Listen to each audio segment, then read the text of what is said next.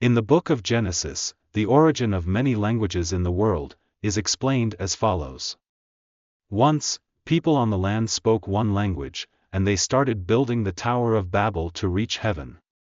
To stop people from reaching heaven, God scattered them around the world, and divided them into different language groups, so that they could not communicate and collaborate with each other. This biblical literature implies that language diversity is one that restricts human capabilities. However, it is in fact a gift for humanity. A number of studies have shown that learning and speaking different languages provide us with a variety of benefits. People who speak multiple languages tend to be more creative, better at focusing on what matters and ignoring what doesn't, and more objective and flexible in interpreting things.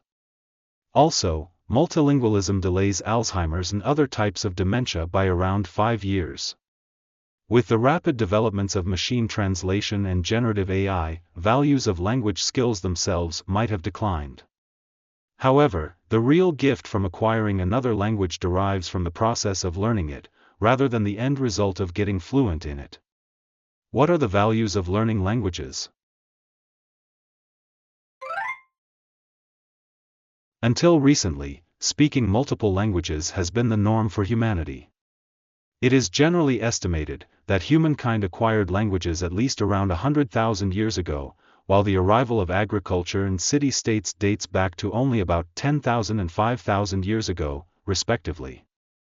Furthermore, it was only within the last couple of centuries that governments formalized its standardized language and spread it through school education. Before agriculture, all people on Earth had lived as hunter-gatherers in a small band. With some exceptions, they spoke more than 2 languages in their communities.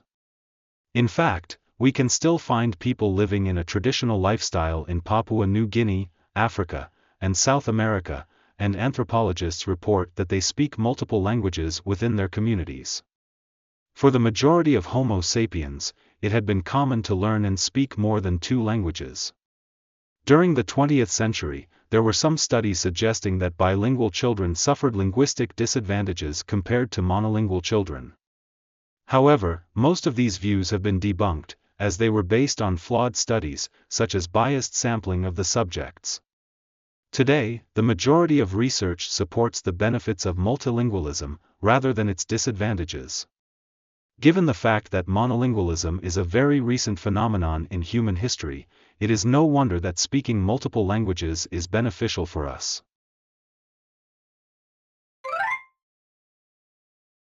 One of the biggest advantages of speaking more than 2 languages is increased intellectual performance. There is a complex cognitive ability called executive function. It controls and maintains your attention, helps switch between different tasks, regulates your emotional impulses, and gets you to focus on relevant parameters while filtering out irrelevant information. If you are listening to this paragraph, while ignoring the temptation to read trivial celebrity gossip, or rejecting the desire to check social media, it is thanks to your executive function.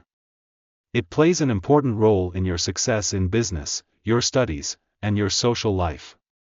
Studies have shown that having multiple linguistic networks in a brain becomes an effective training for our executive function. Since bilinguals are routinely switching between languages, or having to ignore irrelevant linguistic information, they are virtually undergoing mental exercise to control their attention, 24/7. When you are bilingual, you don't have to solve crossword puzzles or brain training quizzes to stimulate your brain. You simply go about your life, using one language or another as circumstances require, while your brain constantly engages in this cognitive exercise. Bilinguals have been found to have more gray matter in frontal regions, the neural basis for executive function. Gray matter is a collection of neuronal cell bodies where the brain processes information.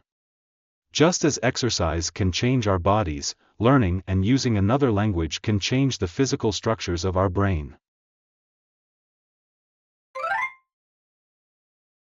To have another language is to possess another soul. No other saying has ever articulated the significance of learning foreign languages than these words by the first Holy Roman Emperor, Charlemagne.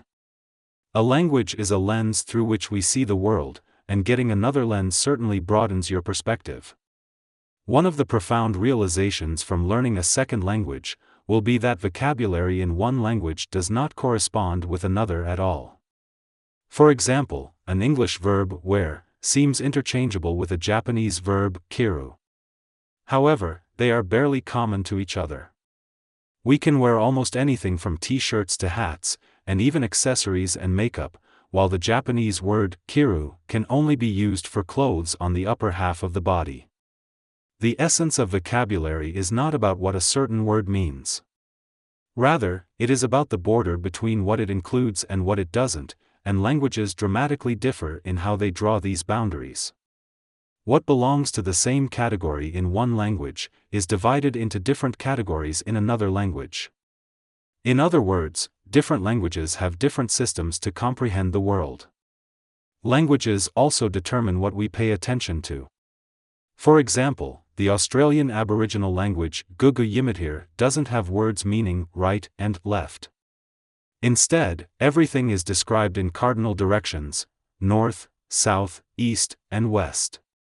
When you are facing east, they call your right hand south hand. If you turn right, your right hand now becomes your west hand. Put another way, everyday communication in their language provides the most intense training in geographic orientation. The language requires its speaker to be constantly aware of cardinal directions. Similarly, native English speakers always care whether it is singular or plural, while Japanese speakers are mindful of the differences in social standing and age. A language is a lens through which we perceive the world. Whether you have only one lens or multiple lenses makes a tremendous difference, since those who have only one lens tend to be unaware of the fact that they are even wearing it.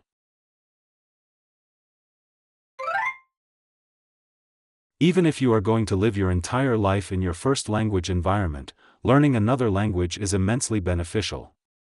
Learning and speaking languages can stimulate and improve your ability to communicate in your mother tongue as well. When we are immersed in a certain environment, we fail to grasp its essence and characteristics, since we have few chances to have an objective view of it. It is difficult to know your first language if you have nothing to compare it to. For example, Japanese people learning English soon have to realize that their mother tongue is a relatively high-context language. The high-context nature allows us to communicate smoothly, maintain relationships, and preserve harmony within the community.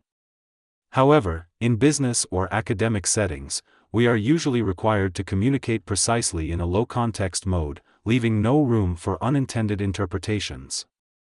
In a situation where a typical Japanese expression might give rise to multiple interpretations, knowledge of another language helps you notice the possibility of misunderstandings. This allows you to consider how you can modify your expression to avoid misinterpretations. In addition, some common expressions in our mother tongue are difficult to translate into another language. To give a familiar example, English doesn't have a corresponding expression to a common Japanese phrase at the end of every meal, gochiso-sama. So they naturally come to think about what exactly is the message. It could be gratitude for the cook, a joyful expression that you had a good time, or even respect for the lives of the ingredients. Depending on the situation, they can choose the suitable English expression, such as "thank you" or "I like it" as a translation of this word. Learning foreign languages tells us a lot about our first language. If you want to be a sophisticated communicator in your mother tongue, it is extremely helpful to understand your language by comparing it with foreign languages. Otherwise, you will not know how to compensate for the shortcomings of, and make the best use of your language.